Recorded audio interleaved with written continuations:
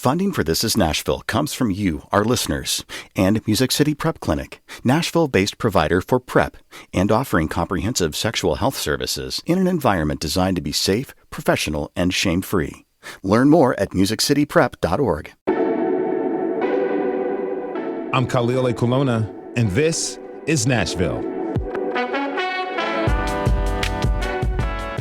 Candice Lee is a Vanderbilt Commodore through and through. In the late 90s and early aughts, she played for the women's basketball team. She endured injuries, but never quit.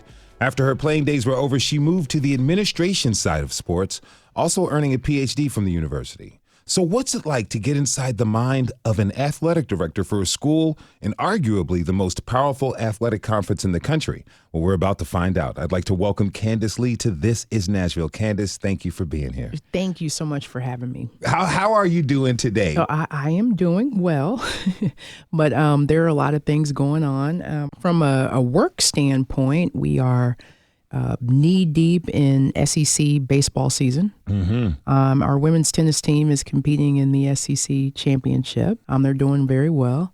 I'm a few days away from a knee replacement surgery, so there's a lot going on, but it's good. It's good. It's good. That's great to hear. I mean, between all the sports that Vandy's offers, how many games are you attending? You have men's and women's basketball, baseball, softball, football, soccer, track and field, tennis. I could go on. How do you balance the schedule to ensure that each sport gets your attention? You know, I think first it starts with building trust and cultivating a relationship with each coaching staff.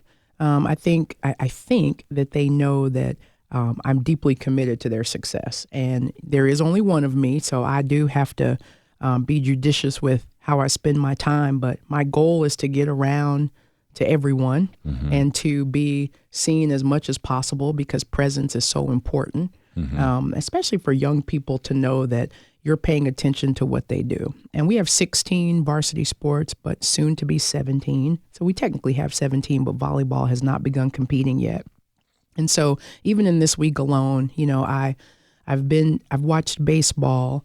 I got up at 7 o'clock in the morning and went to a volleyball team meeting so we could unveil their new jerseys to them that they had never seen. You know, that kind of thing happens in a week where you're touching base. I met with our swimming coach. I talked with our volleyball coach. I met with men's basketball recruits. I met with women's basketball recruits, football recruits. Like it's the days are full, but they're so rewarding. And I think that part of it, you know, what happens in college sports sometimes is that the attention tends to go to those sports that are most visible.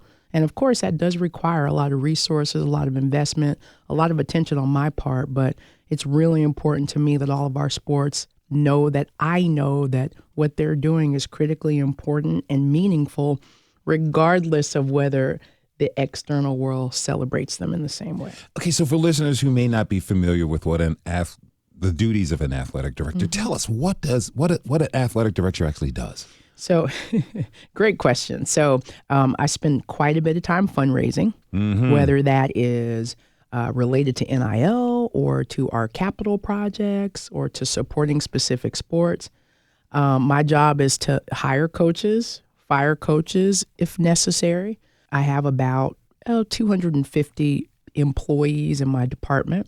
You know, my job is to manage the budget. My job is I serve as a general officer of the university as a vice chancellor. So I engage with trustees. I report directly to our chancellor. My portfolio also includes our recreation center. So the David Williams Recreation Center on campus, which is the rec center for our campus community, but it also includes intramural and club sports. So that also reports up to me. And I spend a lot of time meeting with recruits and prospective Vanderbilt students. That's important to me because I want them to hear from me from the very top how I support their coaches, the support that we give to. Our goal is to provide the best student-athlete experience in the country, and I want them to hear that directly from me. So, is that unusual that an AD meets with potential players, with recruits? I don't know that it is. I mean, I certainly could not say for sure. I will tell you that I often hear from recruits that they are surprised that they have had the opportunity to interact with me. So perhaps it's not as common as I might think, but I think it's so important. Now, budgets. If you're privy to tell us, what is the budget for Vandy Athletics? People hear about it, but How much money does go into the entire program? So it's north of $100 million. Wow. That's a lot of money to raise, to maintain, and to facilitate. Where does most of that money come from? So that for us, it's a combination of the money that we get, the SEC revenue distribution that we get, which is a function of us being members of the SEC and the SEC having an agreement with ESPN and Disney, so that's the media rights.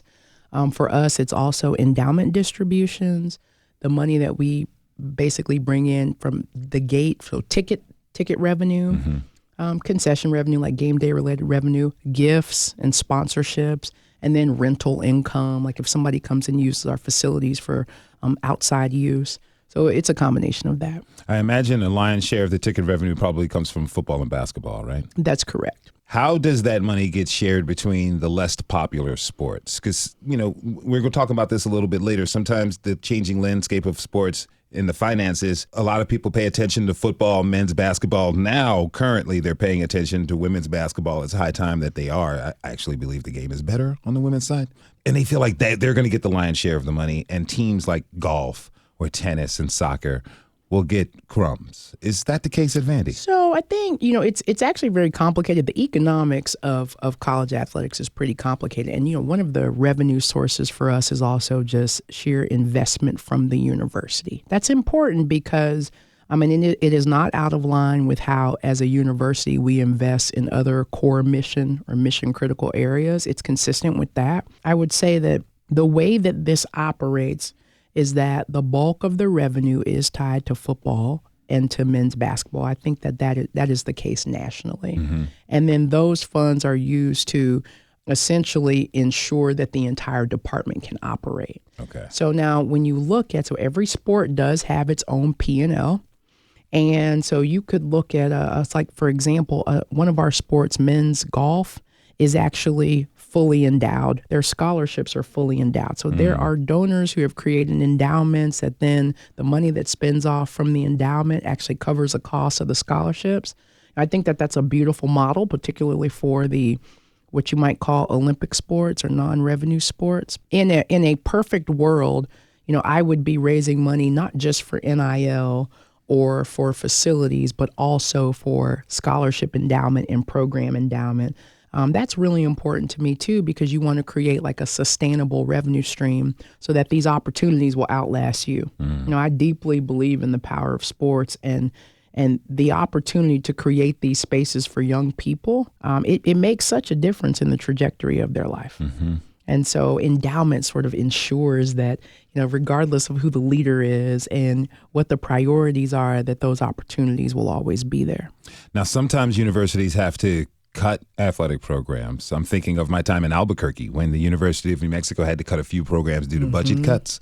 And two questions. What's the overall health of Vandy sports? I would say we're very healthy. You go to the doctor and they say, okay, on a scale of like 1 to 10, what do you think? Yeah. I think we're an 8, or strong 8. Okay. we're a strong 8. As a university, we are committed to excellence in every area, and that includes athletics. I think that it's important to recognize that while athletics feels like it's just about wins and losses, which truly that's one of the things I get measured by. It's one of the things I measure our coaches by. I fully understand that and appreciate that, right? And we are certainly here to win. But it also creates incredible school spirit. It drives alumni engagement. It elevates the brand for the institution. And I've been telling this story for the last 2 or 3 weeks that there were a group of women that showed up in the main athletics administration building. They were from Australia. They said, is this the place where the goalpost went in the river? We were visiting Nashville and we just wanted to see, they were referencing the Alabama game earlier this fall. Well, that's the power of athletics. So it can unite communities. It can create synergy. I have had just countless number of young people, not athletes, who've come up to me and they're like, this is the best year of my undergraduate experience at Vanderbilt. Okay. Because it creates a sense of pride.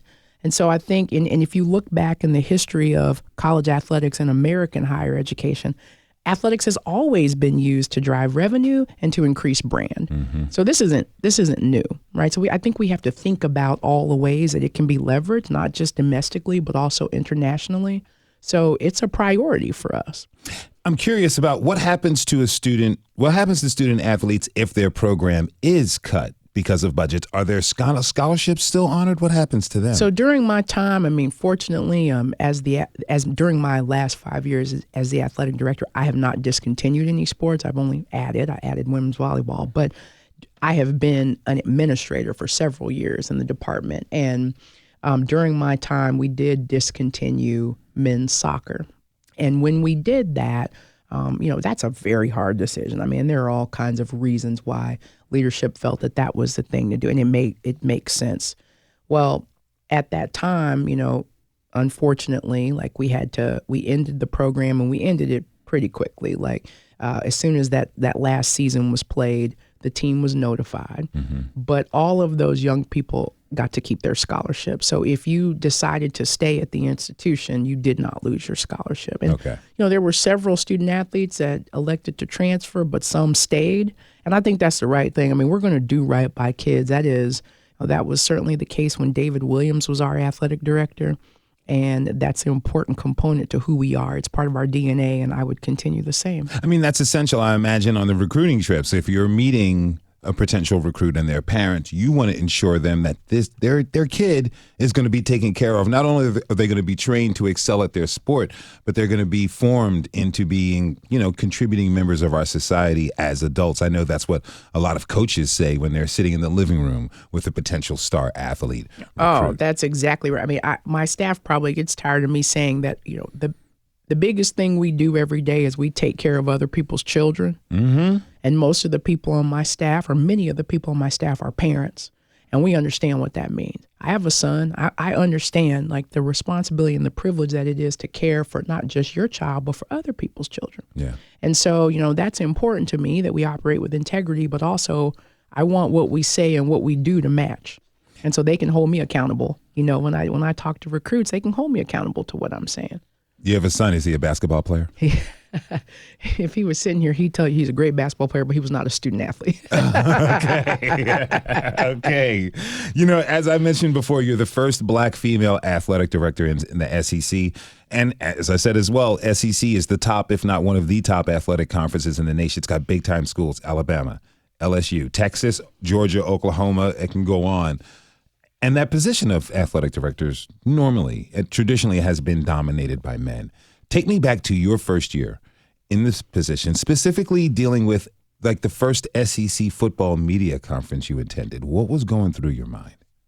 Well, if we go back to when I started, it was in 2020. Mm-hmm. So COVID was the theme of every conversation that I was in. And it's interesting because my first football media conference, I mean, it was on Zoom.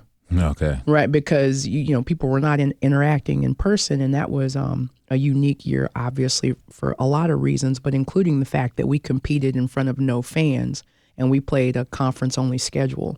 So there was a lot that was different about that moment, but I do think it's important to know, I had been in SEC meetings for years and years and years. So obviously not as the athletic director, but David Williams, who was such a champion for me, he ensured that I had exposure and access very early on.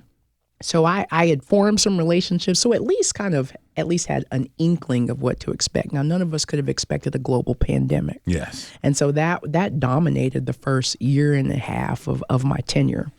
But I have to say that it was, if this idea of like what's going through your mind, I've been around sports all my life. So to walk out onto a football field or to walk out onto a basketball court, I mean, now as the AD, I understand the vantage point is different, but the comfort level was good. I've been around athletes. I believe in sports and its power. I love to compete. So in many ways, it felt like home. Mm. Do ADs talk trash to each other? Oh, yeah.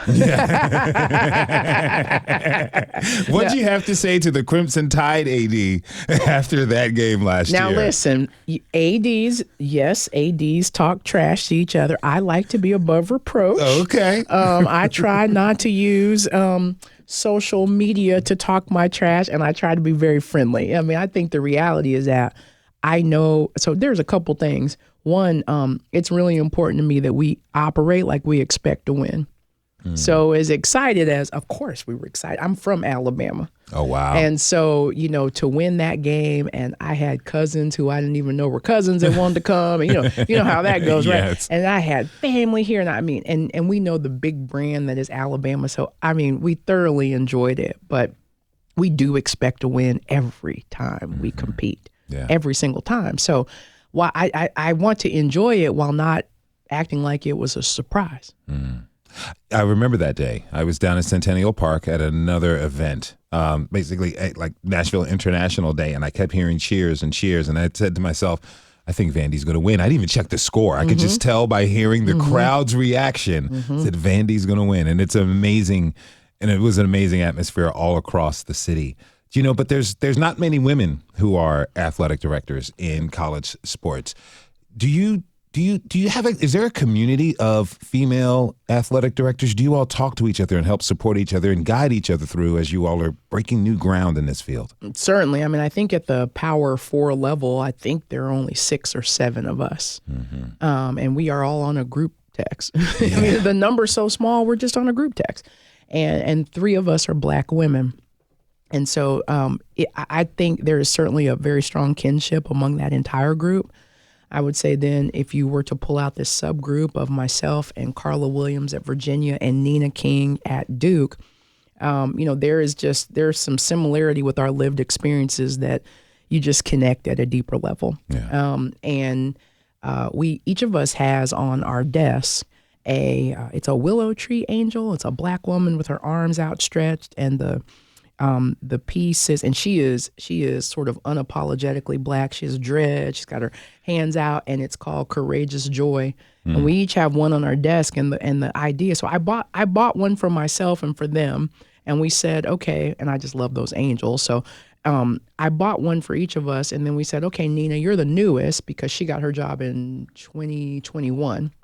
So we're like, when the 4th Black woman gets her job, you have to buy a willow tree angel. Now, I hope they're not discontinued by then because we've been waiting. Okay. Right? It's 2025 now, so we're still waiting. But, I think it's kind of cool that we have something that bonds us all. Let's take a quick break.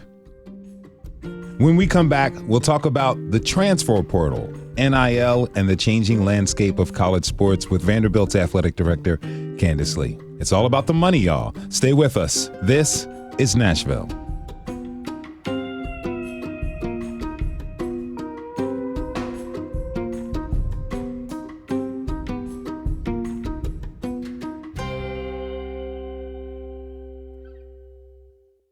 Funding for This Is Nashville comes from you, our listeners, and Music City Prep Clinic, Nashville-based provider for PrEP and offering comprehensive sexual health services in an environment designed to be safe, professional, and shame-free. Learn more at musiccityprep.org. Funding for This Is Nashville comes from Burr & Foreman Law Firm, serving clients with transactional, litigation, and regulatory needs. Discovering how each client defines a win and working with them every step of the way to achieve it. Burr.com. I'm Khalil A. Colonna, and this is Nashville. My guest is Candice Lee, the athletic director at Vanderbilt University. Candice, again, thank you for being here. Thank you for having me. Okay, as we mentioned before the break, this last year was a really good year for Vandy sports. Football team beat the then top-ranked Alabama, which many say was the biggest win in program history, and they made a bowl game, even.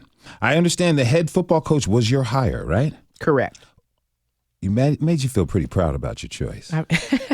It's so interesting because I've been proud of that choice because I deeply believe in him.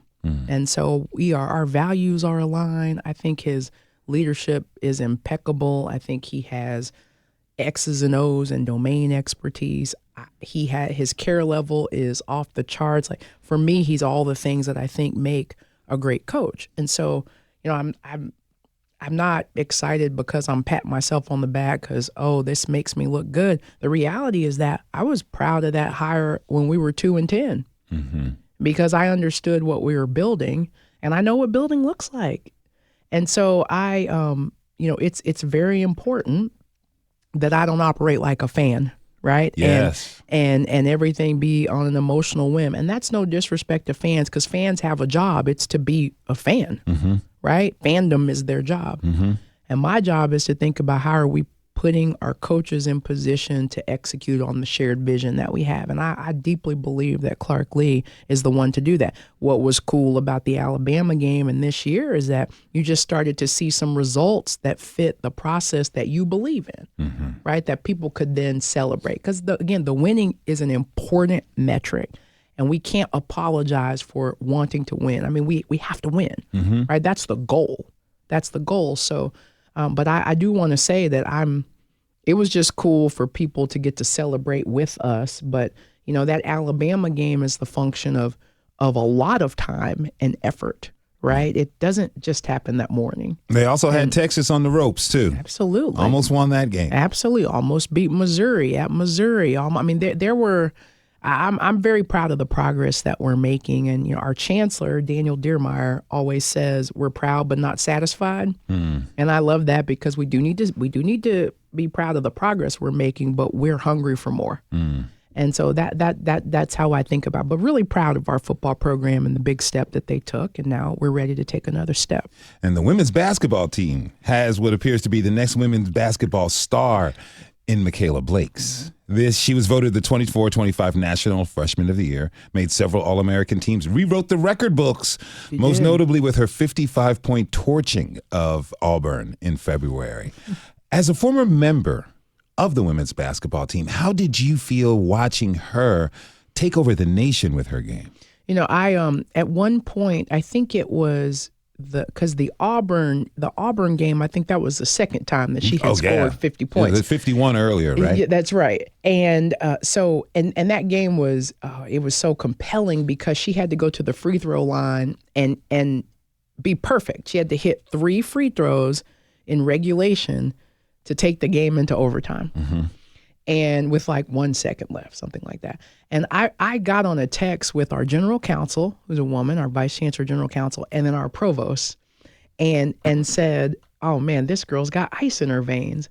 And I said, what an important lesson about having the poise to execute in the moment, right? Like to do the work necessary so that when the moment presents itself, you are ready. That's a powerful lesson that comes from sport. And this young woman at 18, 19 years old, she did what we all wake up to do. Yeah. Right? To be prepared and actually be able to execute.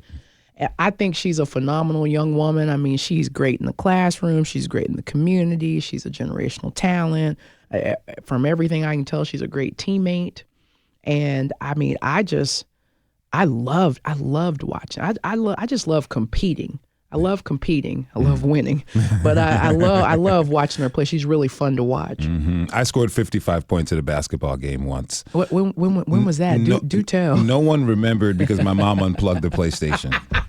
It was something. It was close. Now, I mean, the women's team, they lost. It was a hard-fought game against Oregon in the women's basketball tournament. What are your hopes? It was an overtime loss and could have won that game. And I was actually telling people across the country, look out for the Lady Vols. They're going to kick some butt. And then I didn't use butt, but we're on radio. What are your hopes for the team in next season?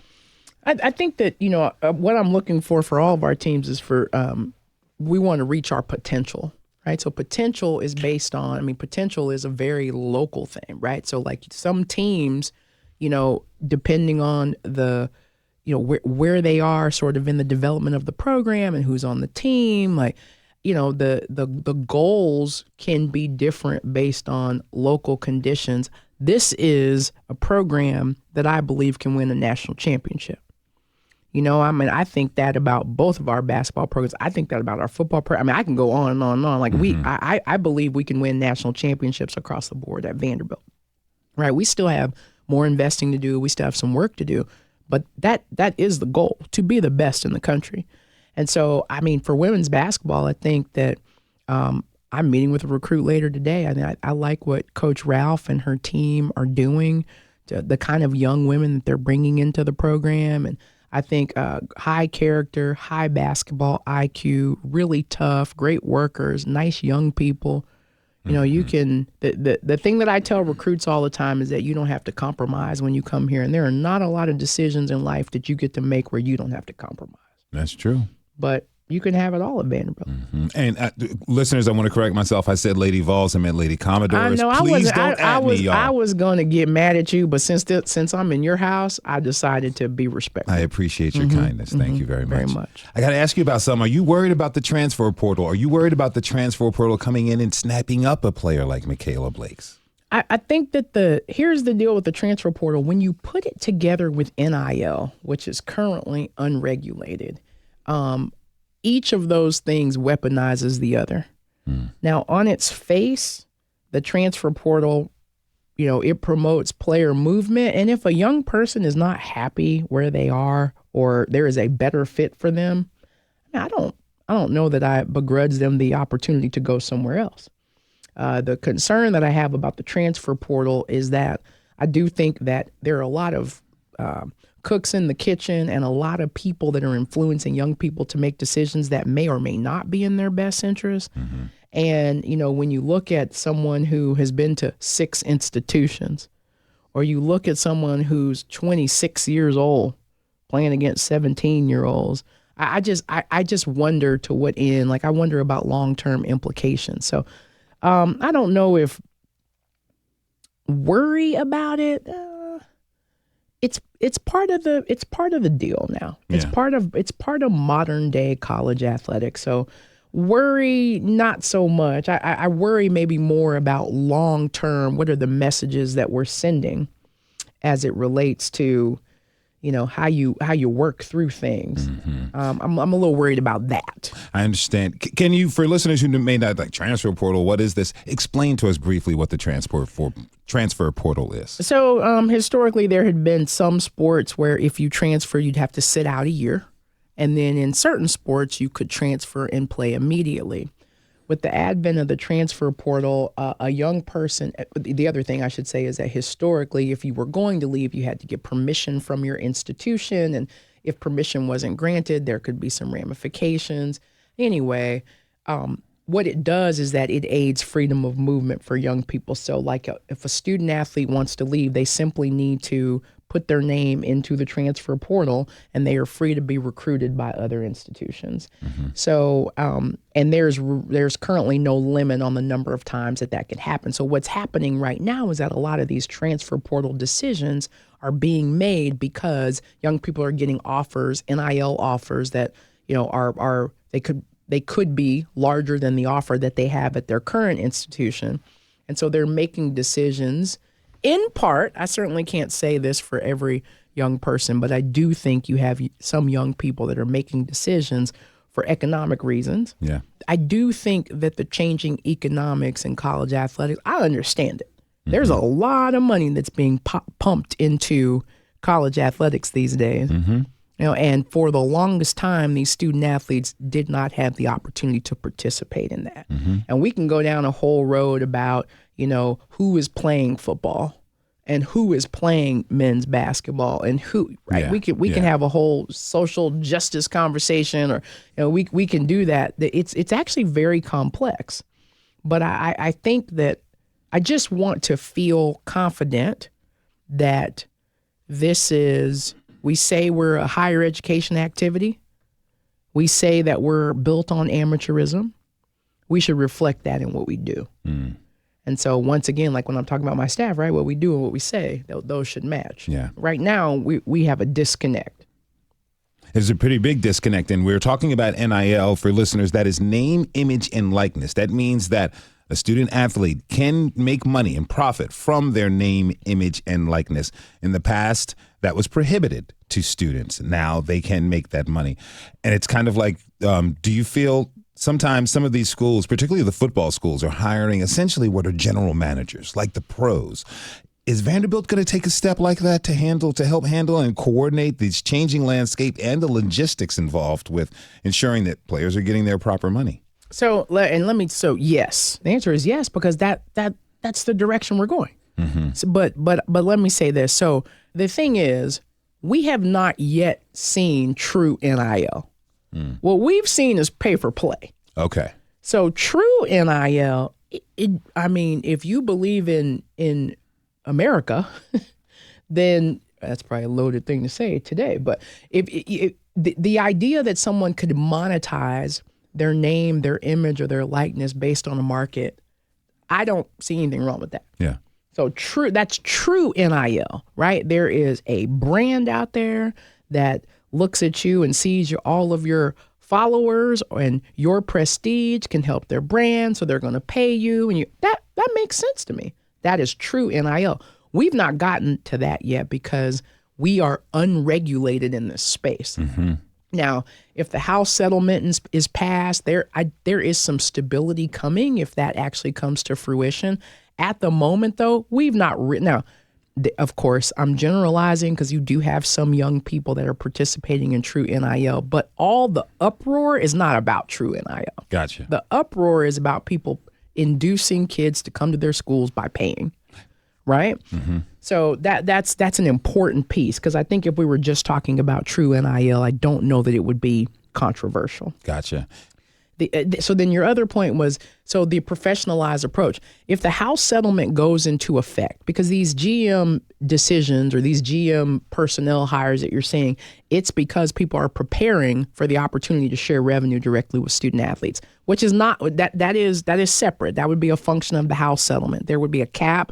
So every P4 institution and then anybody else who wanted to opt in would have the opportunity to share the same amount of money that you have to fund, internally fund. It's not falling out the sky like some people think. You have to find the money, and then you are able to, up to that limit, directly share revenue, which means we're building rosters that way, which is why people have GMs. We have taken a little bit of a different approach, I think, from some people. We hired an executive GM. So this is someone that reports directly to me. For us, it's Dr. Earl Bennett. He's a Vanderbilt alum. He played for the Bears. Just very bright, sharp mind, understands a professional approach, but is deeply committed to college athletics, right? I think he's uniquely positioned for this role. If we're going to spend $20.5 million, which is the current cap that we anticipate from the House settlement, wow, then you need to make sure that you understand how to do that. And college athletics is not really built in that way, right? We're not built to provide that function. That looks more like a professionalized approach. Somebody who's familiar with salary caps and everything. Because to me, it feels like if the House settlement does pass, it becomes like work study for athletes. So I think so I understand why you're using that analogy. I think it is really important that student athletes are not categorized as employees. I think that would not be to their benefit. Okay. This is not about even protecting the university. I do not think it would be beneficial for young people to be employees when we look at what we provide. So we've not done a good job of telling our story about the medical services we provide, the mental health services we provide, the transportation that we provide, the clothing and apparel that we provide, the career development advice that we provide, the degree completion services that we provide. That stuff's not free, right? So if we were employee, if I get that stuff, I have to pay for it, right? Right? Like employees have to pay for that. And so I actually think there is a way for us to share revenue with the people who are generating the revenue, and they're still college students, and yet you still put yourself in position to be able to manage third-party NIL. Like it's almost like it's forcing creativity and innovation because we need to think outside the box. It's not that or that. It's something new. Okay. And that's how we think about it at Vanderbilt. It's something new, and you can still be in alignment with your values, but you have to be. You said arguably the SEC was the most competitive. I used to say that too. And then I became the AD and saw front and center, and I was like, oh, no, it's the best. It's the best. The lack of regulation with this. One complaint about the portal is that it opens at strange times. In March, the portal opened while the men's and women's basketball tournament was in play. That seems very strange and crazy as a sports fan. The NBA is about to enter the playoffs. They're not starting free agency now. They're waiting until the end of the season. As an AD of a school, how much say do you have about the portal opening and closing, and what is the lack of, where would you like to see the NCAA step forward as far as setting some solid rules that actually make sense? So I agree with you that there are concerns around the timing of when portals open and close. we're making some headway. Like we've taken some steps, but it is by far it is not perfect. It is important to know that NCAA rules are passed by the members, and we are members. So there's not like this NCAA czar that just sits in Indianapolis and tells us what the rules are going to be. Mm-hmm. Now, I've got my own opinions about where I feel like the NCAA could have led better. And I do think that the lack of a clear path or the inability to modernize has led to this. So I think that there's shared culpability for the current state of affairs. But we institutions are the members who determine what the rules are. And so we have not done a good job of governing ourselves. And that's the truth. And then you have, it's very complicated because you have the national governing structure, which is the NCAA at the moment. Then you have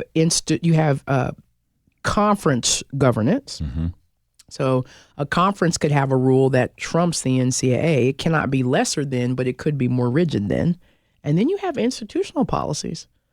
So it's quite complicated, and I think people don't recognize that. It's like a labyrinth you have to navigate. Absolutely. Now, one complaint from, let's just say, old school sports fans are like, these kids should be happy with the scholarships that they earn. They don't deserve any more money as they pound the table. You played college basketball. Mm-hmm. You understand the student athlete's perspective. Explain to us, for people who don't know, explain the schedule that a student athlete has to commit to when they decide to play a sport in college. I think this is particularly important at a place like Vanderbilt, where I had a recruit's mother ask me a couple weeks ago in my office, how many of the classes are online? And I said 0. And she was shocked. We've had young people that we've taken out of the portal who are like, oh man, like this is going to be my first time going to class since high school. Wow. And I think that in some places, maybe that was a function of COVID, right? And going virtual, which we went virtual at the height of COVID as well. But at Vanderbilt in particular, so they are going to class every day. They're probably a student athlete's probably spending anywhere from 2 to 3 hours actually on the field of play. That doesn't include time to watch film. That doesn't include like just getting shots up or snaps or, just doing things informally. That doesn't include weight training. That doesn't include the studying that you need to do for your classes. That doesn't include, because we have a lot of entrepreneurial students and students who are also deeply committed to the community. So we have folks starting businesses and doing community service, and like our student athletes are Vanderbilt students plus. Mm-hmm. And that's really important because the average Vanderbilt student has a very impressive schedule. They're doing all of that. And then, oh, by the way, they're competing at the highest level of amateur sports in the world. It's an incredible schedule, and it's not without sacrifice. So, we've tried very hard to try to create opportunities for our student athletes that are similar or somewhat similar to what their non-athlete peers will get. So, their non-athlete peers will get to study abroad. Well, you can't play a sport in the SEC and leave in the middle of the year and study abroad, but maybe you could go for a month in the summer. Or they're going to go on Wall Street and do an internship for the fall. Maybe you can do yours in June and July. Or, but there are trade-offs. There are sacrifices. Now, we expect much of them, so we provide them with a lot too. I think that people absolutely underestimate the amount of time that's invested and forget the physical plight, the physical impact. I'm going in for knee surgery number 8, and I wouldn't trade running up and down the hardware. I wouldn't trade it for the world, but it is not without sacrifice. And look, I understand a little bit about that sacrifice. My freshman year of college, I was a manager / walk-on bench warmer, and I got no playing time. I decided to quit because I would come back from weekends. I went to Elon College then. We played Lenore Ryan, and I came back after a weekend trip where we lost, got our butts kicked. And all my roommates and friends were talking about this epic party. And I said, you know what? I'm sacrificing a party life in college to ride the pine. That's right. And so I decided to quit. One more question before we go to break. If NIL existed when you were in school, would you have jumped on it? Yes, of course. I mean, of course. Mm-hmm. Of course. Now, I don't know what brand might have wanted me, but I would have been very interested.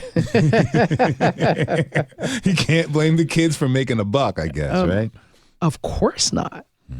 Of course not. I mean, this is the system that we created that they're taking advantage of, and we're upset with them. That doesn't make sense to me. Not much at all. All right, we're going to take one more break. When we return, we'll learn more about Candice Lee's life and how coming back from injury gave her the resolve and grit to be a leader. Stay with us. This is Nashville.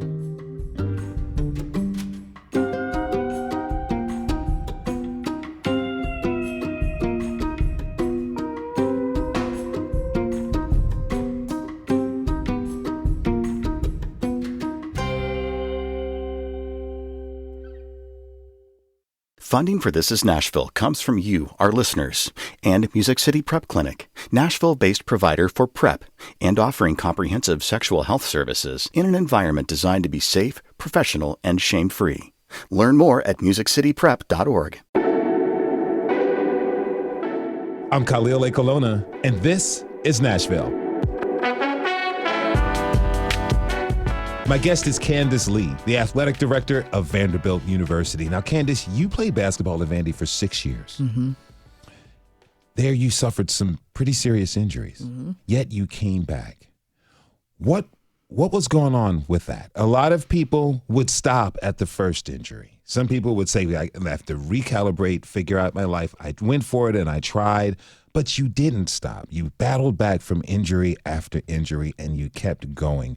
You were even named a captain on the team because of your leadership. Talk to me about that journey of the challenges that you met and overcame. You know, I think I was like probably every incoming student athlete from high school who was a, quote unquote, like star or, high profile player. You think you're going to come to college and do the same thing. Yeah. And so one of the reasons why I chose to come to Vanderbilt, and I was trying to decide, and really fortunate to have a lot of options, but I thought that Vanderbilt would challenge me in a way that I probably needed to be challenged. And I remember saying that to my parents. I thought it was going to be the harder way. And I do think that I'm sort of wired to kind of take on challenges and try not to back down. I mean, my parents were always sort of instilled in us that, you give maximum effort and you live with the results and you stay committed, you honor your commitments. And so, I very quickly got injured when I came to Vanderbilt, and it was clear to me that it was going to really be the harder way. We were also very, very good. Mm-hmm. So, any minutes that you did get, you had to fight for them. And so it was very humbling. And I think I learned so much about actually what I was capable of. And I know that I use those lessons now. When it came to so I redshirted my first year due to injury, played 3 more years. And then in the second game of my 5th year, I was really kind of getting my stride and tore my ACL again. Man. So I actually thought that was going to be the end of it. It didn't even occur to me the possibility of a 6th year. And we were getting ready to go to the NCAA tournament at the end of that 5th year. And we would always start practice in the circle. And our coach said, he would just give a couple things we're going to work on for the day. And then this particular day, he said, oh, yeah, we got to congratulate Candice. She'll be back next year. And I was like, huh? Didn't understand. It had not even occurred to me. In some ways, I was a little frustrated because we had not talked about it. Okay. And I had made my peace with it. And then I realized, man, I'm going to have an opportunity to come back. I talked to my parents about it. I talked to the staff about it. My parents, oh man, I think they should write a book about how to be a parent of a student athlete, because my parents, they never, they weren't the type to call the coaches. They didn't come. My parents came to almost every game, whether I was on crutches or whether I was playing. They just supported me. And they laid down some ground rules really early on. They're like, unless that coach is putting his hands on you, or unless that coach is calling you out your name, you don't call here and complain, because that's your commitment. Okay. So you honor your commitment. Those are your decisions. You own them and you decide. And so we very early on, like I didn't call, I didn't complain. Like my parents just supported me. And I realized like, it was sort of my first lesson in negotiation, because I was like, well, coach, I'll come back for the 6th year, but now I can't be running on the track now in the summer. I hated track workouts. Okay. So I was like, I'll come back, and I if I'm him, I mean, I get now from his perspective, you've got like a 22-year-old who's played, who has some maturity. Think about the difference between a 17-year-old and a 22, 23-year-old. It's a big difference. Right? It's a big difference. And so I'm like, he's like, Candice, I need you in that locker room. I need your leadership. So I didn't have to do track workouts. So check for me. Well done. I would have to get my knee drained almost every Monday just to be able to, and I'd take Tuesday off. I'd be ready to practice on Wednesday, and usually SEC games were Thursday and Sunday. And so I understood what my role was, but I knew that it was going to challenge me, but I knew I'd be better off for it. And so, like my parents taught me, I just honored that commitment.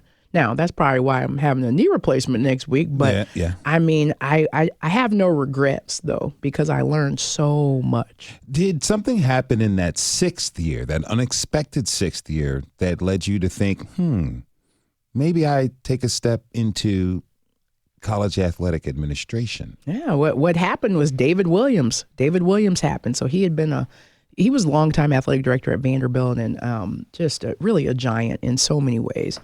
And he actually came. So now fast forward to the end of my 6th year, and I'm getting ready to graduate with my master's, and I'm trying to figure out what's next. I was considering a doctorate program, but I wasn't sure what I was going to do. He offered me a chance to do a 1-year internship, no guarantees, but he said, I'll give you a chance to kind of learn. And actually the internship was in student affairs, because at the time, he was not the athletic director. He was the head of student affairs and the general counsel. And he gave me a chance to just come learn. I wanted to work in higher ed. I wasn't exactly sure about athletics and what that presented, although, I look back on that time now, and Carla Williams, who's the athletic director of Virginia, she worked in our department. And so I had seen her. I knew she was an administrator, so I was kind of curious about that. And she probably still doesn't know how impactful she was to me, because to see like a Black woman in that role and to know like, kind of piqued my interest. And David gave me the opportunity, and a couple months into the internship, he said, I want you to go over to athletics. There's an academic counselor position open that's going to work with the basketball teams. You know basketball. You just came from that program. And that set me on a course in athletics. Okay. And, now that was not a good example of my negotiation skills, because I just said yes, didn't know how much the job paid, didn't know. I mean, so we've gotten a little better since then. You've learned to read the fine print, as they say. Right. That's right.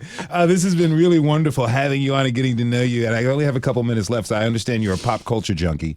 So I'm going to ask you a few things. What is your go-to comfort movie or television show to watch? Ooh, go-to comfort movie? Or television show. Oh, man. So Abbott Elementary. Okay. It's my favorite show.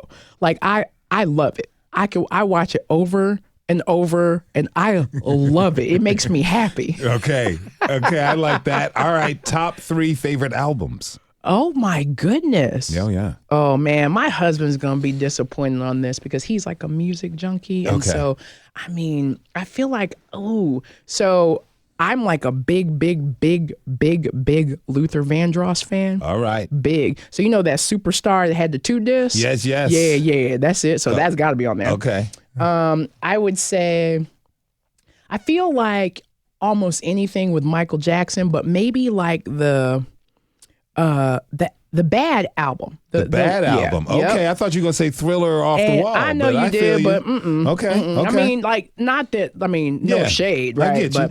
And then I feel like in honor of my husband, I need to say something related to Babyface, because he's a huge Babyface fan. And so I have become a huge Babyface fan. Like, he would call him the GOAT. Like, Okay. we would listen to music. He's like, Babyface wrote that. And Babyface wrote that. And right? So we've seen Babyface like 5 times. Okay. Including we're supposed to see him in Vegas in a couple weeks. Now, I might be sidelined with the old knee, but somebody from our house will be seeing Babyface. Does he play like Whip Appeal on Saturday mornings while Oh. he's getting ready to do chores or Like, something? always. He is deeply committed. I love it. I love it. Candice Lee is the athletic director at Vanderbilt University. She's the first Black female athletic director in SEC history. Candice, thank you so much for being here. I really appreciate so much. this. It was great. Thank you. And thanks to you for tuning in this hour. This is Nashville is a production of Nashville Public Radio.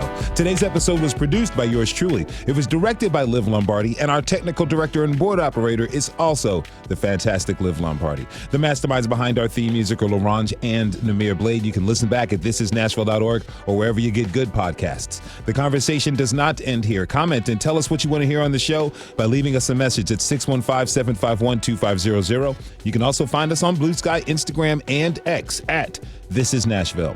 This is Nashville. I'm Khalil Ekolona. We'll see you tomorrow, everybody. Anchor down and be good to each other.